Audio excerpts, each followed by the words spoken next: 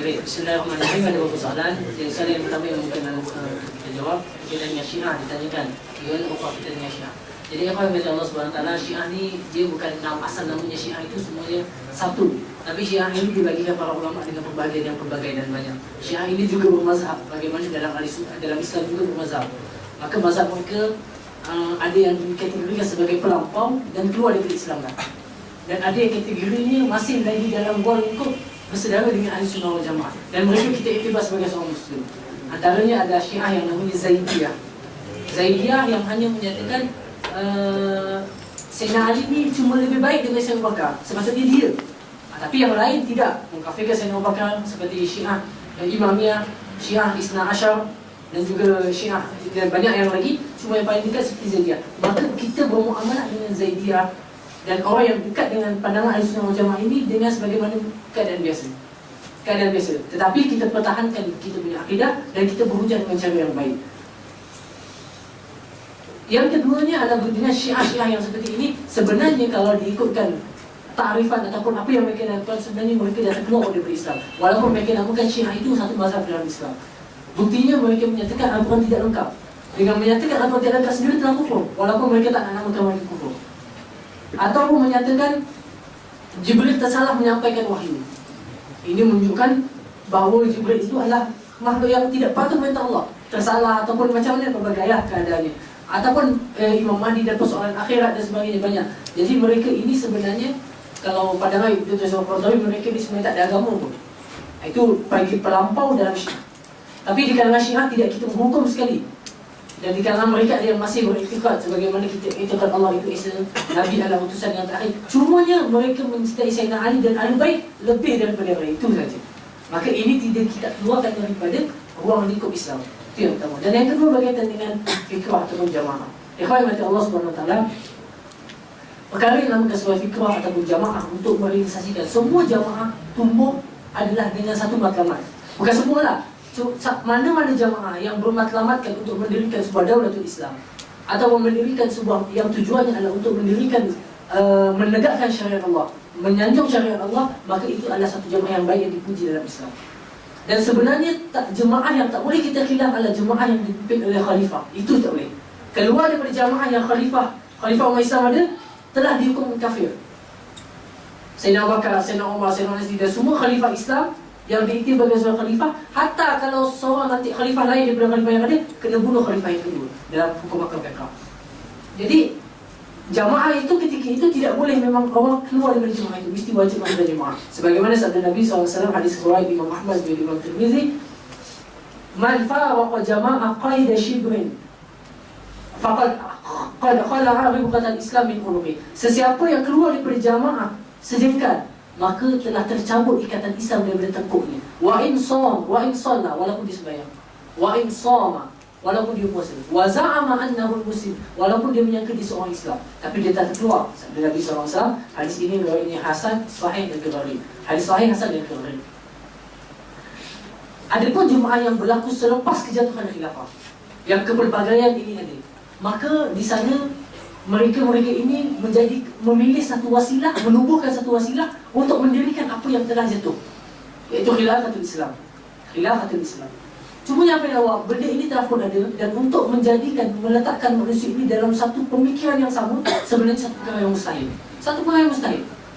Sebab Allah menciptakan kita manusia, bukan menciptakan malaikat.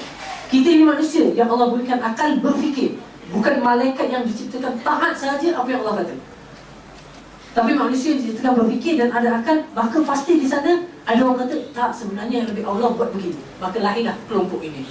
Dia kata, tak, mesti ini dulu, ataupun ini lebih utama. Maka lahirlah kelompok golongan ini dan sebagainya. Faham tak? Apapun ikhwan yang Allah Subhanahu Wa Taala, bila ini berlaku dan inilah tabiat manusia berkhilaf. Cumanya penyelesaian kepada khilaf tadi bagaimana? Itulah yang disebutkan oleh para ulama dari Syekh Al-Qurtubi menyatakan perbezaan ini yang berlaku, cara mendepani adalah dengan cara kita mestilah berbeza tadi dari sudut jenis sahaja, bukan kita berlawanan sama. Maknanya kita saling menguatkan salah satu yang lain untuk mendirikan hadaf yang sama. Apa yang kita sepakat, kita buat. Apa yang kita khilaf, kita bincang. Kalau tak bincang, kita dalam apa semua buat. Kalau tak boleh juga, kita belakang dia. Kalau tak boleh juga, ini berbeza pandangan. Kalau berbeza pandangan, kalau gaduh tu lain cerita. Ini berbeza pandangan. Dia kata tak, ini lebih, ini lebih. Maka di sana caranya adalah setiap daripada kelompok mestilah memberikan. Sebab semua orang ada tujuan dia, dan tujuan yang paling tinggi adalah untuk mencari redha Allah, dan keduanya untuk memastikan syariat Allah tertegak di atas bumi sesempurnanya sebagaimana Sayyidina Rasulullah mendirikan negeri Islam Madinah dan mengangkat setinggi kedudukan Islam Madinah. Cumanya perbezaan dari sudut aulawiyat, berbeza cara memandang, cara yang lebih tinggi memandang, cara yang lebih rendah memandang. Maka itulah perbezaan yang berlaku. Maka di sana setiap daripada kelompok-kelompok ini mestilah nak tahawun. Kalau pun tak boleh disatukan nama, tak apa, tapi mestilah dia membantu yang lain. Maksudnya dia memberikan apa yang membantu untuk mencapai hadaf yang sama. Ini sepakati. Ini anak-anak sebut dari sudut bagaimana menyelesaikan dia. Hukum anda tak dibincangkan. Hukum dan macam dia berlaku dan apa hukum itu tak dibincangkan. Tapi bila dah ada, kita nak bunuh semua, tak boleh. Nak bunuh, berapa banyak tabligh ada, Hizbut Tahrir ada, ini ada. Tak kita nak bunuh semua kerana mereka salah. Adakah perbezaan itu menjadikan mereka kafir? Tak. Mereka Muslim dan berhak mendapat hak seorang Muslim. Mereka Muslim dan berhak mendapat hak seorang Muslim. Bagi salam, wajib kena jawab. Bersin, wajib kena Alhamdulillah, Yarhamukallah, Yahdikumullah. Itu adalah kewajipan Muslim ala Muslim. Melainkan jamaah yang telah terkeluar daripada kelompok Islam. Itu soalan yang sebenarnya. Soalan yang berkaitan dengan sekalian Allah. Ikhwan minta Allah SWT, Allah dan kedudukan Allah itu adalah benda qat'i yang sepakat yang tidak boleh kita khilafkan. Cumanya khilaf yang berlaku di Malaysia adalah kalimah itu boleh tak dipakai oleh kitab yang lain. Itu sebenarnya jadi khilaf. Dan perbezaan khilaf ini semuanya memberikan pandangan berdasarkan masalah. Dia kata kalau kita gunakan dalam Injil, pasti akan berlaku penyelewengan. Yang kata tak, kalau kita tak buat macam ni, kita boleh benung dengan kuasa yang kita ada macam ni. Maka sebenarnya masalah Tuhan itu keesaan Allah ataupun Allah sendiri adalah masalah qat'i. Mana Allah Isa, Allah itu bukan anak, bukan bapa kepada Nabi Isa, itu bukan yang qat'i yang tak boleh diperselisihkan. Cumanya ataupun kalimah Allah itu, Allah adalah sendirinya dengan nama Allah. Tidak ada mana-mana makhluk di atas muka bumi ini yang dinamakan dengan nama Allah sahaja. Tak. Carilah mana-mana pun. Manusia yang lahir, bangunan yang ada, kitab yang ada, yang namanya Allah sahaja. Nama kitab ada tak? Maknanya makhluk yang dinamakan dengan nama Allah sahaja tak? Kerana nama Allah mutlak hanya bagi Allah. Sebab nama ini pun sangat hebat dalam bahasa Arab. Allah. Dibuang alif yang ke depan jadi lillah kerana Allah. Dibuang lam satu lagi jadi lahu kepadanya Allah. Dibuangkan lam satu lagi hu Allah. Itu mukjizatnya kalimah Allah Subhanahu Wa Taala dan hebatnya kalimah Allah Subhanahu Wa Taala. Allah. Jadi kalimah itu adalah kalimah khusus bagi Allah dan tak boleh selain daripada makhluk Allah menggunakan kalimah Allah secara mufrad. Tapi kalau Abdullah boleh, Abdul Rahman boleh, yang lain tu boleh. Tapi Allah, kamu sama, saya Allah, tak boleh. Itu saja. Lah. Yang ni kena kaji. Kena buat. Lah. Okey? Jadi sahabat Allah SWT, cumanya kalimah Allah yang berlaku di Malaysia inilah yang berbezanya pandangan di kalangan muslimin ataupun golongan-golongan Islam. Dia melihat kepada masalah. Kalau guna mudarat tak Islam, kalau tak, maka ini adalah perbezaan yang berlaku. Itu je soalan yang tadi dan itulah jawapan dia. Seterusnya, perdebatan. Ada satu nas yang menyatakan tinggalkanlah perdebatan walaupun kamu dari pihak yang benar. Maka perdebatan di sini adalah perdebatan. Sebab itulah asasnya berdebat memang sebenarnya bergaduh ataupun bertelenggah tidak menetapkan kebaikan. Walaupun kita sebenar, kita benar ini, cuma perkataan benar itu perlu difahami dengan maksud yang betul. Kalau benar itu benda yang benar wajib dipertahankan, wajib kena cakap. Tapi kalau kebenaran tadi dia buat, dia kata kita salah. Tapi salah tadi salah biasa. Dia kata kita yang buang sampah. Kita rasa memang kita tak, tapi kita tinggalkanlah biar. Mengelakkan perdebatan walaupun kita yang benar. Tapi itu kerana itu akan lebih baik keadaannya kalau kita meninggalkan perkara ini. Kita benar, bukan kita yang buat. Tapi kita tak apalah boleh untuk meninggalkan. Tak apa, itu adalah lebih baik. Tapi kalau kebenaran yang wajib untuk dipertahankan, wajib untuk diperdebatkan, untuk menyatakan hujah. Sebagaimana dilakukan oleh semua para ulama dalam berdebat dengan golongan etis, golongan Mu'tazilah, Al-Imam Asy'ari dan seluruh banyak tokoh-tokoh Islam. Sampaikan kita di kalangan Islam ada yang namanya mutakallimin, golongan ahli kalam, golongan orang yang gunakan otak memang untuk berdebat. Memang ada. Memang ada dalam Islam juga namanya mutakallimin atau mutakallimun. Maka inilah golongan ahli kalam yang ada. Jadi perdebatan dimasukkan perdebatan yang kalau kita tinggal tak apa. Kita betul, memang kita tak makan makanan dia. Tapi dia kata kita yang makan makanan dia, tak apa dah tinggalkan, malah ada gaduh. Macam tu. Itu adalah perkara yang. Kemudian dan begitu juga para ulama, ada seletan sikit dari situ, ulama yang direndah-rendahkan. Adakah kita wajib untuk bertahan kelima sebenarnya?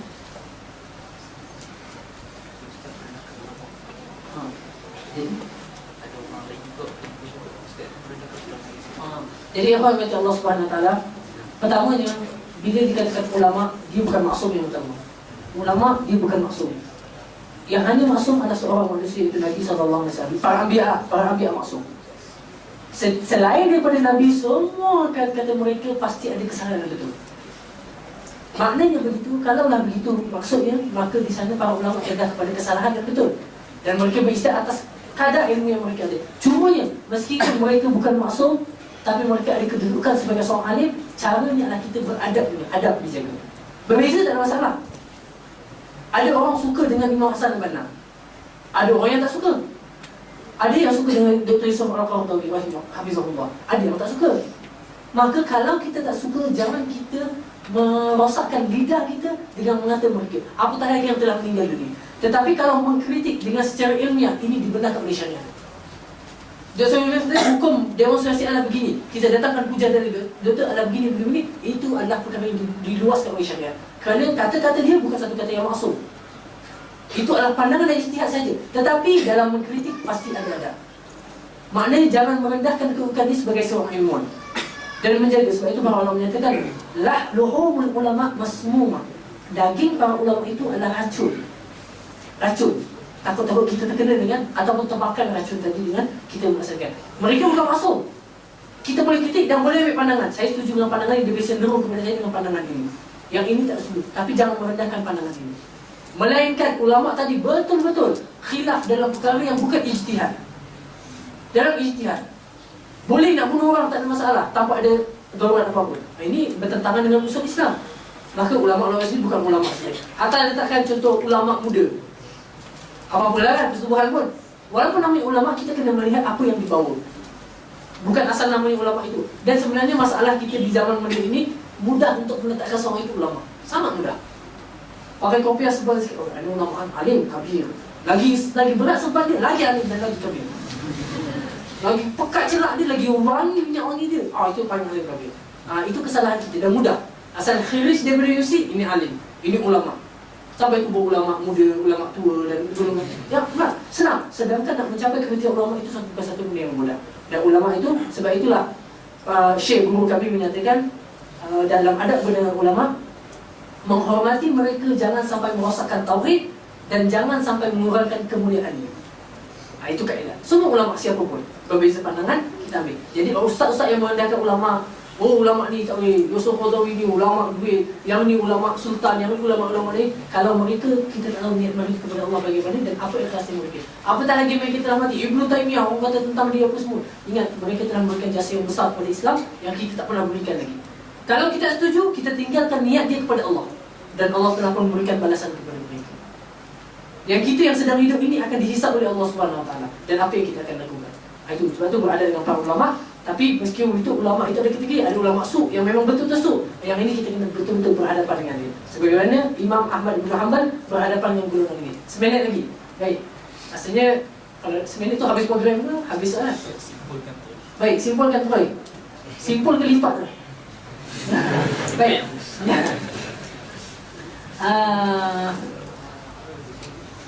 Baik. Kesimpulan kepada perbincangan kita pada hari ini adalah ikhwan Allah Subhanahu Wa Taala. Ingatlah bahawa tujuan kita dalam perbincangan perbezaan tadi, kita kena raihkan perbezaan yang berlaku, dan ini adalah benda yang memang Allah menciptakan di kalangan manusia itu berbeza pandangan. Cumanya bagaimana cara kita meraihkan pandangan dengan syarat adanya al-hub, kasih, dan husnuzan di kalangan. Mungkin dia lebih betul. Imam Syafi'i menyatakan ra'yi shawab yahtamilul khata. Pandangan aku betul, tapi mungkin ada yang salah. Wa ra'yul akhar ghairi khata wa yahtamil shawab. Pandangan orang lain daripada aku bersalah. Jadi sebab itu kita tak boleh menyatakan kita lah yang paling betul. Kita baca, oh ini aku paling betul. Presiden salah, Timbalan Presiden salah, Esko salah. Ini paling betul sekali. Ini masalah yang berlaku. Imam Sayyidina Ali kata, aku takut berarti golongan. Salah satunya i'jabu kullu ra'yin bi ra'yi. Orang yang kagum dengan pandangannya daripada lain. Dia rasa dia betul. Dia betul. Ini masalahnya, dan akhirnya takabur dengan pandang sendiri kerana dia paling banyak membaca, paling hebat. Itu masalahnya. Dan ingat, syaitan itu dikeluarkan daripada neraka kerana sifat ana, aku. Apa? Kenapa kamu tak nak sujud kepada Adam? Apa jawab Iblis? Ana khairum minhu, aku lebih baik daripada dia. Maka bila dalam perbezaan tadi, jangan sampai kita tengok perbezaan tadi, jangan sampai dengan perbezaan tadi menghasilkan perpecahan ataupun kebencian. Tidak. Perbezaan biarlah dengan perbezaan, tapi ada sifat toleransi. Kalau betul-betul benci dan orang tengok muka, jangan tengok muka, tak apa. Bukan kalau boleh, tak boleh, kita buat benda yang sama. Jangan sampai ia dalam perpecahan. Ingat, umat Islam berada di tahap yang paling kritikal dalam perpecahan. Sangat. Dalam perkara yang kecil berpecah. Dalam perkara wuduk pecah. Nyamuk pecah. Dalam perkara semua nak pecah. Darah nyamuk, macam mana ni? Boleh ke tak boleh? Pembincang panjang, gaduh, satu kampung gaduh. Nak masak bumbu lambuk dekat belakang masjid ke depan masjid, itu je menjadi isu perpecahan umat Islam. Tak, ini realiti yang berlaku. Ini realiti yang berlaku. Jadi antum, kita nak kembalikan umat. Kalau nak gaduh, boleh gaduh pakai perusah. Pakai umat Islam di Palestin kena bunuh. Bincang itu betul-betul. Itu pakai kita sepakati. Mereka dibunuh, haram pembunuhan tadi. Ini bumbu lambuk salah masak. Ini gaduh, semua gaduh. Jadi apa yang macam Allah, antum di peringkat antum sendiri pun antum kena tengok. Aku ni bergaduh betul ke tak betul? Nak khilaf gaduh betul ke tak betul? Apa? Ada manfaat tak daripada perkhilafan ini? Jadi kalaulah kita semua ada ikhlas niat kerana Allah SWT untuk mendapatkan kesatuan umat Islam, kebaikan kepada sahabat kita yang lain, maka kita akan Allah pandukan kita kepada jalan kebaikan insya-Allah taala. Sebagaimana firman Allah sebagai penutup kepada perjumpaan kita pada malam ini, Allah sifatkan dalam surah Al-Ankabut ayat akhir, walladzina jahadu fina lanahdiyannahum subulana wa innallaha la'al muhsinin. Dan siapa yang bersungguh-sungguh pada jalan kami, bersungguh-sungguh pada jalan kami untuk mendapatkan kebenaran, kebaikan, pasti kami akan tunjukkan jalan mereka. Dan sesungguhnya Allah itu bersama dengan golongan yang muhsinin, yang baik. Jadi ikhwan mati Allah SWT, sebarang kekurangan kekhilafan dalam penyampaian itu anda mohon maaf, itu adalah kelemahan dari golongan sendiri. Apa yang baik itu, itulah adalah taufik daripada Allah SWT. Dan kita sebagai manusia terdedah kepada kesalahan dan kekurangan. Aku qawli hadza wa astaghfirullahaladzim wa lakum. Bismillahirrahmanirrahim. Untuk kesimpulan, sahabat-sahabat yang terhormat Allah, dalam mendapati fiqh ikhtilaf ataupun apa saja perbezaan pendapat, tidak boleh tidak kita kena sedar bahawa Allah SWT telah declare tak kala kita semua menjadi orang Islam, orang yang mengucap kalimah syahadah, iaitu innamal mu'minuna ikhwah. Allah SWT declare setiap orang yang beriman itu bersaudara.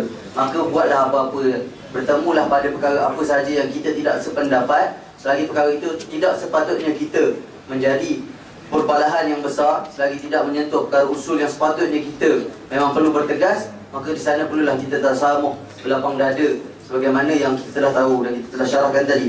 Dan sahabat-sahabat, ukhuwah ini, saya ulang sekali lagi, bukan perkara pitisan. Kalaulah tidak, ukhuwah ini perkara penting. Lupakah kita bahawa selepas baginda Nabi SAW hijrah ke Madinah, setelah tak kala selesai menyempurnakan pembinaan Masjid Quba, apa perkara yang Nabi buat? Mempersaudarakan antara Muhajirin dan Ansar, dan menunjukkan bahawa ukhuwah ini benda yang sangat penting untuk bangkitkan Islam. Dan sehingga kan ukhuwah antara Muhajirin dan Ansar ini, sehingga Allah SWT turunkan ayat untuk mereka, bagaimana yang walladzina tabawwa'ud dar wal iman min qablihim yuhibbuna man hajara ilaihim wa la yajiduna fi sudurihim hajatan mimma utu wa yu'thiruna ala anfusihim walau kana bihim khasasah wa yu'thiruna ala anfusihim. Sehingga mereka ni tahu ukhuwah mereka bukan berada pada tahap pertama dan kedua yang kita tahu salamatuz zadri ataupun musawah, tapi pada tahap yang ketiga, iaitu ithar. Dan sahabat-sahabat dirahmati Allah, mendapati perbezaan apa sahaja, kita kena sedar bahawa tidak ada yang sempurna antara kita. Boleh jadi macam yang Ustaz sebut tadi, bagaimana kalam Imam Syafi'i, boleh jadi kita salah, boleh jadi orang lain salah. Maka dengan itu kita tidak akan timbul satu perangai yang mana dalam semua kitab yang tulis pasal fiqh ikhtilaf. Anda sempat tengok tadi Dr. Talha Afifi punya fiqh ikhtilaf dan Dr. Yusuf Qadri fiqh ikhtilaf, menyebut soal ta'asub. Ta'asub inilah menjadikan semua perkara jadi tak boleh nak bincang. Bila mana ta'asub ini menguasai diri sendiri, semua perkara jadi payah. Dan ingatlah, kadang ada orang bila sebut perbincangan ini, dia kata soal adab tidak penting. Silap. Sebab adab ini berkait dengan akhlak. Tidakkah Nabi itu diutuskan liutamima makarimal akhlak? Maka kita ini tidak pernah terlepas dengan dosa dan pahala. Maka kena jagalah dalam setiap perkara apa yang pun yang kita buat. So sahabat-sahabat, hidup ini seronok. Kalaulah semua orang kecenderungan mereka sama, boringlah hidup ini. Semuanya bagaimana untuk kita meraihkan kepelbagaian dalam rangka kita ini menjadi umat yang satu. Dan akhirnya kembalilah kita kepada tajuk aku, kau dan dia. Hakikatnya kita semua bersaudara. Dan mudah-mudahan apa yang baik daripada perbincangan pada malam ini sahabat-sahabat dapat ambil. Apa yang buruk anggaplah kelemahan daripada Yana. Namun maaf sebarang kekurangan. Terima kasih kerana sudi menjemput pada pukul 11 minit malam. Aku qauli hadza wa astaghfirullahalazim li wa lakum. Assalamualaikum warahmatullahi taala wabarakatuh. Baik, itu saja. Saya pun ada nak cakap sikit. Saya rasa sangat seronok hari ni. Sebab mungkin ini yang boleh jadi titik permulaan untuk kita membuka minda kita melihat isu dengan lebih meluas dari banyak aspek dan lebih kritikal dan menitik beratkan sudut keilmuan. Dan apabila ada golongan yang mungkin tidak sependapat dengan kita, elakkan meletakkan mereka-mereka ini dalam ruang lingkup liability kepada diri kita sendiri. Contohnya kita ada bacterial infection, kita makan antibiotik. Antibiotik banyak side effect dia, banyak efek toxicity dia, nephrotoxic, ototoxicity. Jadi kita at the first place kita ada penyakit tapi kita overdose ubat. Kita boleh berlebihan. Jadi kita akan dapat kesan buruk. Nampak? Jadi sama juga dalam kita berbeza pendapat ni, hari-hari kita nak argue dengan orang yang tak sama dengan kita, hari-hari benda tu akan jadi nanah, akan jadi toksik kepada masyarakat, pemikiran dan merencatkan ukhuwah kita sendiri. Jadi lepas ni banyakkan dialog, apa-apa tak puas hati kita settle secara akademik, tolak emosi kita. Apa Ustaz yang benda baik kalau berlebihan akan jadi benda lawan? Apa dalam bahasa Arab? Kullu syai'in idza tajawaza an haddi muqallaba ila biddi. Semua benda kalau dia berlebih daripada had dia akan terbalik kepada lawannya. Tak sesat ha? Okey, itu saja. Harap lepas ni kita banyakkan skop ekspresi dalam perubatan. Semoga perubatan terus relevan. Sekian wabillahi taufiq wal hidayah. Terima kasih kepada Hamdi dan Ustaz. Lepas ni kita kawan kat Facebook lah. Boleh add Hamdi, dia macam Hamdi ni regular status update lah. Apa-apa isu nak tahu rasional tu sikit, agama, protas punya pendapat, boleh add Hamdi. Sekian wabillahi taufiq wal hidayah. Assalamualaikum warahmatullahi wabarakatuh.